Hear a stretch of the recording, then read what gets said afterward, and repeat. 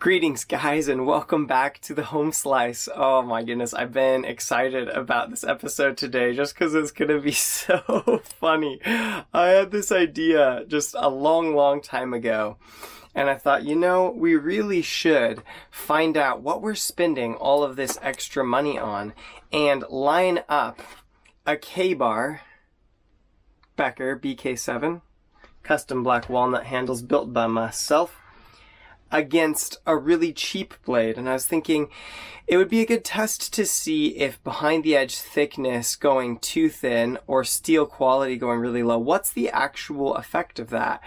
And the culminating moment came when I was rocking through KMart out here in New Zealand and I stumbled across this bad boy. Now this is a 7-inch cleaver. I bought it for $6 New Zealand dollars. It's like about $4 US. This thing, I'm sure, is made out of pot metal. It's got like a black, probably fake rivet handle. And this is kind of a nice little bolster thing they got going on. So you gotta give them that. Finish is not bad. It's actually like flat down to here where it convexes out. I don't know if you can see that. You could probably see it that way. Yeah, there you go. To quite a thin edge. We'll measure that in just a moment. Now the surprising thing came when I put this thing on the BESS, it registered at 180 as the factory sharpness. And that's sharper than a lot of the premium pocket knives that I get, to be honest. So that was very surprising. Another shock came when I sharpened these both down to a 17 degrees per side mirror polished edge on a hanging denim strop. The reason that I do that edge is because I performed a 1000 chop test with this knife with that exact edge, and I chopped a piece of timber 1,000 times and it was still shaving at the end of it. So it's become my favorite edge for that purpose. But I sharpened this thing down and it actually took an edge that tested all the way down to 139 grams on the BESS machine, which is quite a sharp edge. Like, this thing is really sharp. I'll get a piece of paper in a moment. First off, let's do a behind the edge thickness test with this wire gauge that I got. It is registering in at right about 15 thousandths of an inch behind the edge. Now my Becker has been sharpened quite a lot, and so if you get a factory Becker, it's probably going to be a lot thinner than this, but we're going to take a reading right in the chopping sweet spot, which you can see is marked by this worn away black coating. Alright, first guess is resting right exactly on the shoulder of that edge at 31 thousandths behind the edge. My last test was this same edge and the same test, 90 minutes of chopping, and then a BESS test, the Falkneven A1 versus the Top Silent Hero. So that was, I think, 17 thousandths behind the edge on the Falkneven to 25 on the top. So this is an even more drastic test. Those edges were both under 100 grams on the BESS machine, and this KaBar, I was pleasantly surprised because I usually get it to around 130, and I measured it after the denim strop, and it hit 101 grams on the BESS machine. If you've just jumped in midstream, I'm currently conducting a chopping tournament. This is what the KaBar is doing. Absolutely gliding push cuts. I mean, this is a beautiful edge, guys. Such a beautiful edge. During each bracket of the tournament, I face off two blades against each other. I take BESS measurements. The BESS is a machine that tests the sharpness, and it tests by cutting through a line, which you've just seen a video of. The amount of force it takes to break that line is a quantitative measurement of how sharp the knife is. So the knife to remain sharpest at the end of 90 minutes of chopping, which I do as part of my job. This is KMart Cleaver. Also, gliding push cuts all the way through. Beautiful edges. This is going to be really interesting because I'm going to find out whether I was really silly to pay $100 more for this than I paid for this, or we'll see the marked difference between the two. Anyway, each bracket will have a winner. Those winners are gonna face off without resharpening on another level of the bracket, and then we'll have a semifinals, and at the end of this tournament, we will narrow down from 16 different blades. Some of them goofy jokes, like this KMart blade, and some of them very, very expensive blades with good steels, different thicknesses behind the edge, different designs, and we'll see which one stays sharpest and is most efficient to become that final winner of the chopping tournament Super Bowl. This is a picture of the bracket that I made. This is the results from the first test of Top Silent Hero versus Falkneven A1, and let's get into it today to see what this 101 BESS KaBar does against this 139 BESS KMart blade. Let's go. This is the hillside we have to work with today. There's a lot of gorse. This is gorse, and it has like, it's a bit harder than this nightshade stuff I was working on last week. I guess it should be mentioned that you can't compare all of these tests apples to apples exactly. Like, it's not scientific. It's definitely some bro science going on, because these nightshades are definitely a softer wood than this gorse. So each episode, I'll try to keep it consistent between the two blades, but from episode to episode, it's not exactly consistent. That said, dealing with this stuff, if the KaBar at 101 BESS as a starting point does better than the tops with greater length and velocity of impact, it will actually be more impressive than it seems. Let's see how our first cut goes with the KMart Cleaver. Okay, I want you to pause right now and predict, is the edge of this thing gonna fall off, or does pot metal hold an edge enough to chop wood at 139 BESS? Take your guess. Here we go.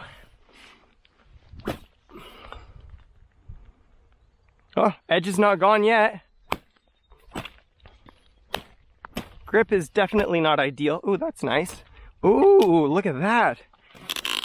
Not bad. Not bad, KMart. All right, we'll see how this goes. That's pretty good. Oh my gosh. Oh my gosh. Okay, I'm sure this is gonna lose an edge pretty quick. I'm pretty sure. I'm kind of hoping it doesn't, because it's kind of awesome.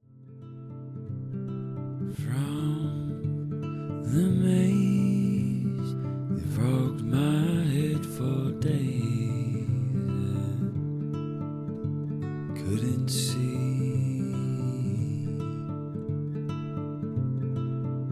nor could I dream.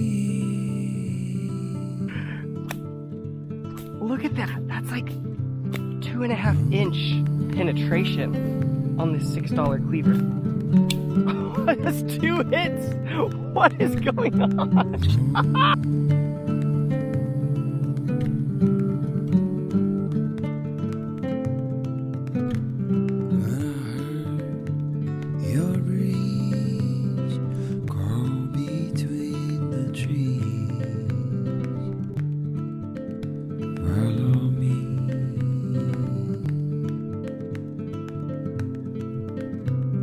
Between the pines, I hear you twisted wine. Oh, I just decimated this like 2 inch thick gorse, which is such hard stuff, and trimmed all the branches off.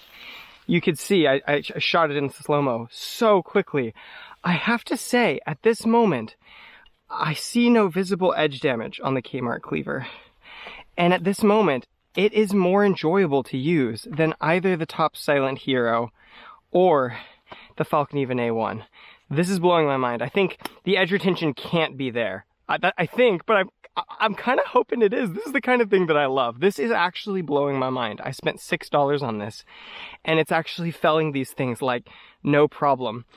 I think it goes to show that some tasks can be done on, on geometry alone, basically. This is like a really thin convex, thin behind the edge, and I think even when the edge is gone, it's going to be doing some work. Their takeaway at this point is that sharpening is as important as steel, because I expected this low grade stainless to be gone almost instantly. But with the denim stropped edge that's cleaned up all of the damaged metal, it's actually holding up quite well so far. I mean, we're only 20 minutes in, so it's probably gonna die, but I'm surprised, guys. Like, this is so cool. Geometry matters, sharpening matters. So cool. About half an hour in, and I see the first sign of sort of failure. And I don't know if you can see, but this sort of semicircular portion here of edge is actually bent somewhat significantly in that direction. So this is the risk that you run, making things really thin behind the edge.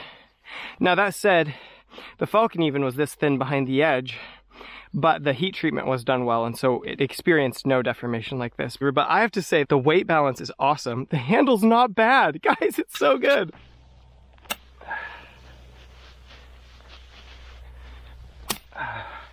You can see it's still operating very, very well, but I don't know if you can see. Oh my goodness, the edge is real wavy, really a big deformation. It'll be interesting to see what the BESS says, but it's safe to say they did not bring this up to an appropriate Rockwell hardness. However, I sort of wish somebody would make something almost exactly like this out of like 5160 at like 61 Rockwell, because it would be insane. What's interesting here is you sort of see the benefits of a tough or really, really ductile steel, is that you can go really thin. If this had been heat treated at all or just had a bit more carbon, this would be brilliant. And guys, I feel I cannot stress how effective this is. I mean, this is after an hour and 10 minutes of use. Look at that. It just went right clean through. What this makes me wonder is what something like the Tops El Chapo would do, you know, like some cleaver design that actually has heat treatment. All right. I have to say, I love this thing. I wish it wasn't bent and useless and impossible to sharpen. But KMart Cleaver out, KaBar Becker BK7 101 BESS in. Let's see how we compare here. Oh, that is pretty nice. Oh, yeah. Okay, well, coming back to your own knife is a sweet thing. Oh, look at that monster trunk. Let's try that. All right, here we go. Let me get these out of the way so they don't poke me. Definitely less penetration, probably that thickness behind the edge. But the KaBar has always have a really nice swing and great retention in your hand.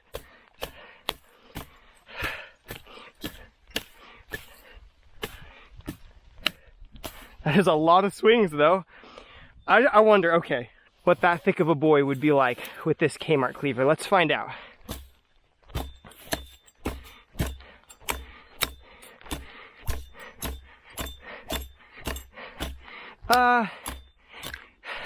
Cleaver swings a little harder because the center of balance is further out, and that's nice and satisfying. It penetrates a little deeper because of it's so thin behind the edge. I'd say pretty similar. Cleaver is actually a little bit easier, but I'm assuming the sharpness will be gone.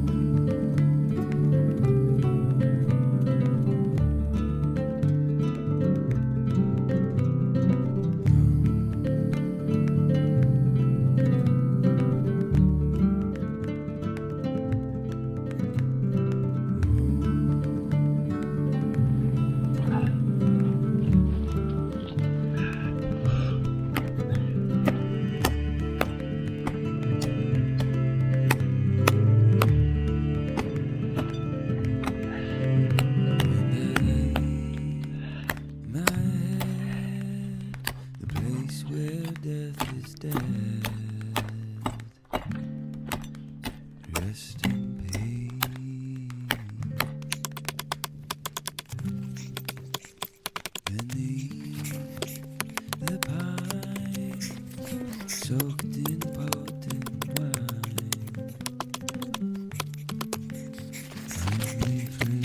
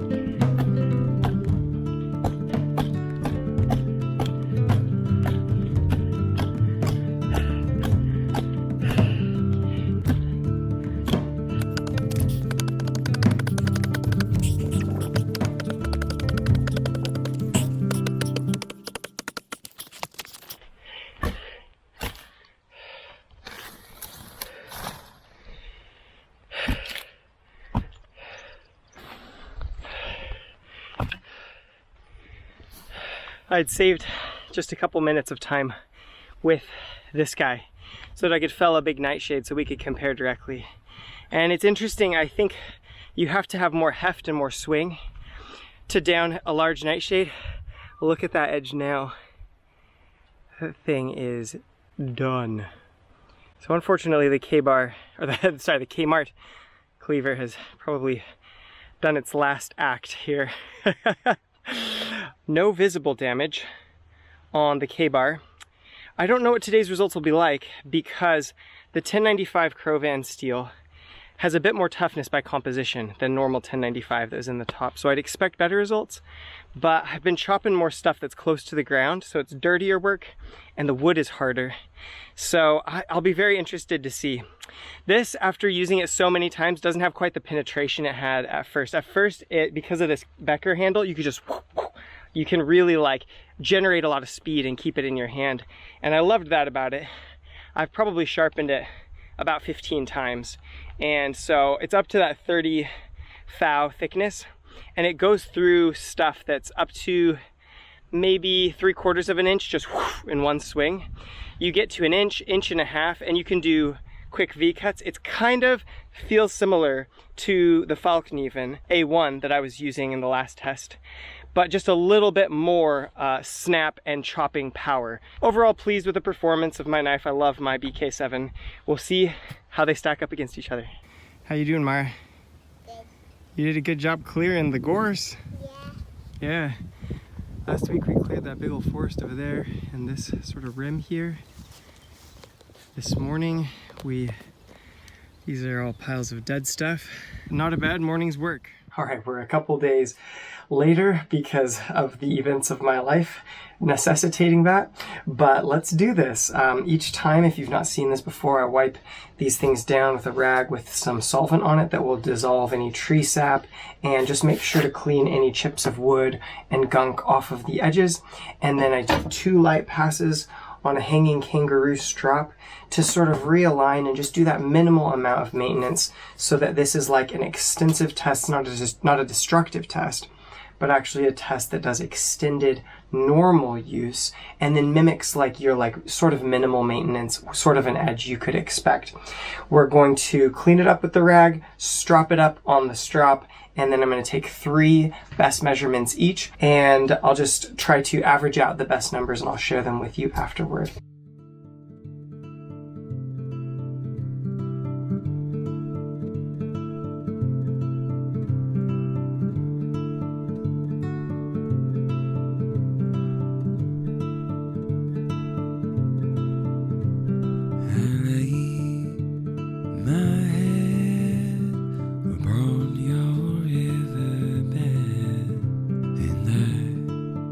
Slept in peace.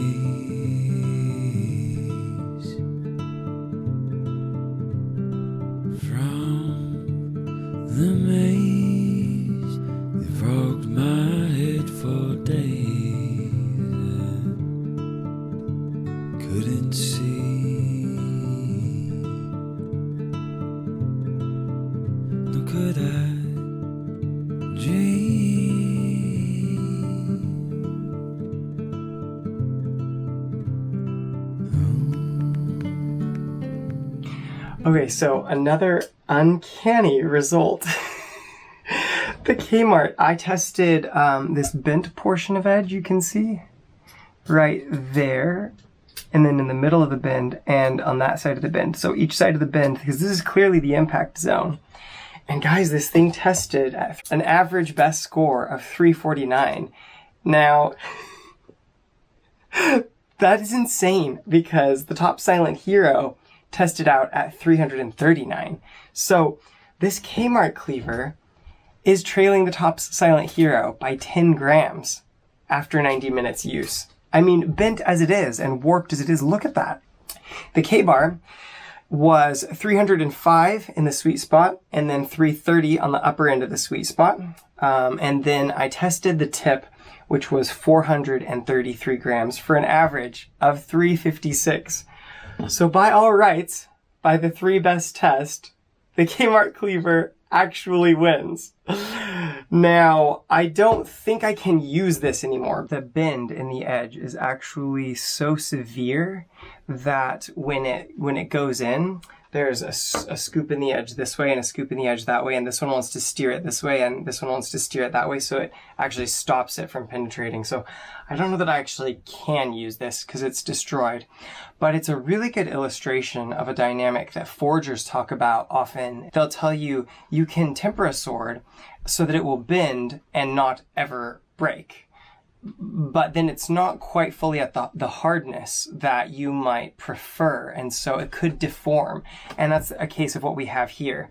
However, if it bends rather than breaking, sometimes there are positive characteristics, such as the fact that this pot metal is at 349 best average in the impact zone, which is crazy, guys. I think this is really, really a case for using homogeneous, fine-grained, sort of low-carbide, tough, ductile steel for your choppers and just hardening them properly so this doesn't happen. I think that that's a really, really interesting thing. At 17 degrees per side, this is doing that. That's crazy. Now the KaBar, the bad measurement, or the worst measurement, the 433, came from this portion of edge. Now, this portion of the edge hit some dirt, and so there is a little bit of a bias to that last number. Let's do a paper slice test. So this is KMart Cleaver. Look at that. It cut the edge shape. It's like those scissors with the waves in them. That's so funny. But it cut. Guys, it cuts. Wow, it actually cuts. This is so eye-opening for me. I feel like, is this eye-opening for you? That is so funny. It actually cuts the edge shape into it. But it cuts. KaBar. Very smooth until you get out to the edge, and then obviously that tip. There's a little bit of hang-ups there. They're not bad. I mean, to be honest, even 356 is not a bad number. It should be stated, though, that we're kind of doing the KaBar a favor in this case because I have broken my normal rules simply because I can't chop with this anymore. That said, I loved this. My goodness, somebody make a cleaver with this geometry that's actually heat treated because I will test it and love it forever. Anyway, this is the results so far. I'll close with just a close-up of the edges, but while I show you what the edges look like close up and see if we can flag or identify any extra damage, I'll just say that actually this has been the biggest surprise of all the tests that I've done so far. And the reason being is that I actually had a more enjoyable overall experience with the KMart cleaver, although it was destroyed at the end, than I did with the KaBar Becker. The KaBar Becker was flying through thinner stuff real easy. The KMart cleaver was flying through everything.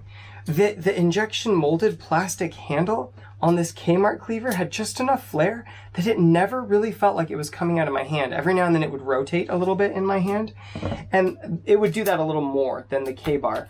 But by and large, I have to say that it wasn't by a lot, but just by a little bit, this KMart Cleaver overall was a more enjoyable experience. So what a funny thing. We're gonna pass the KaBar Becker BK7 on to the next level of the bracket, but an admirable, like super fun performance from the KMart Cleaver. If you enjoyed this video and if you want to see more like it, make sure to check out my video here where the Topps Silent Hero takes on the Falcon Even A1 in a much more serious but also very surprising test. For the rest of you, I'll just say peace out from the home slice. You guys take care of yourselves. Bye.